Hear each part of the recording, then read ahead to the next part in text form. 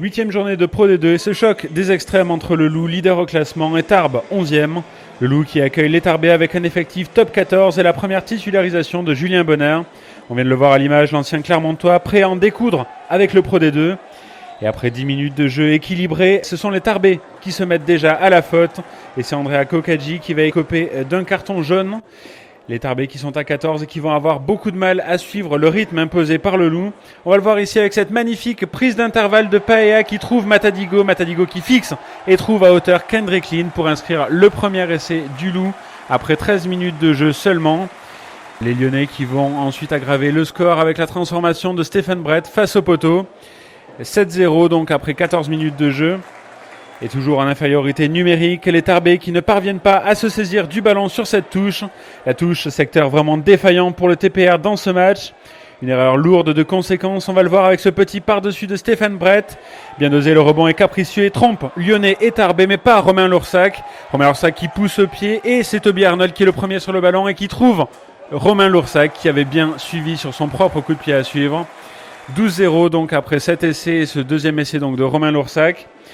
Et sur les dernières minutes en supériorité numérique, les Lyonnais vont même tripler la mise avec cette charge de Paea et cette magnifique passe après contact pour Stéphane Brett lancé.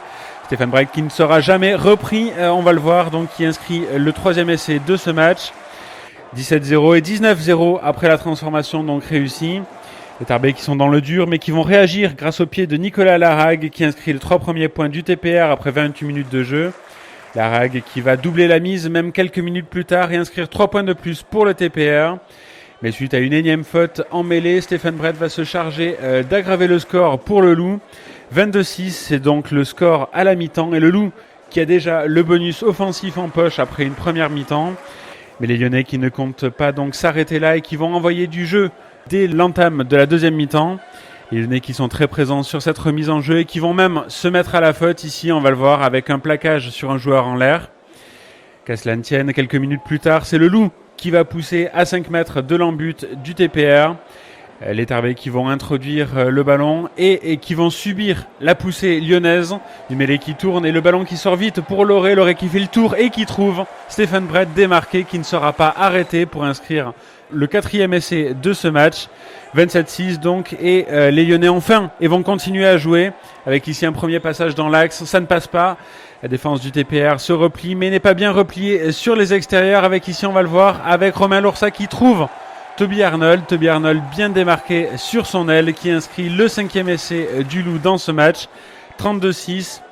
Et on va le voir sur l'action suivante, c'est Julien Bonner qui charge et qui est à l'initiative de cette action.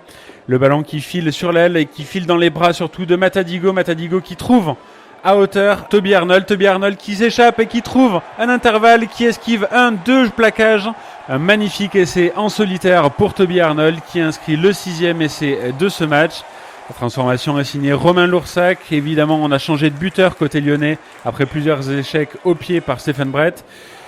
39-6 pour Lyon et on va le voir ici la plus belle offensive collective des Lyonnais avec ici un mouvement initié par Kendrick Lin qui trouve à hauteur Romain Loursac qui repique intérieur pour trouver finalement Stéphane Brett qui passe encore à un coéquipier et le ballon qui finit dans les mains de Julien Puricelli pour inscrire le 7e et dernier essai du Loup dans ce match.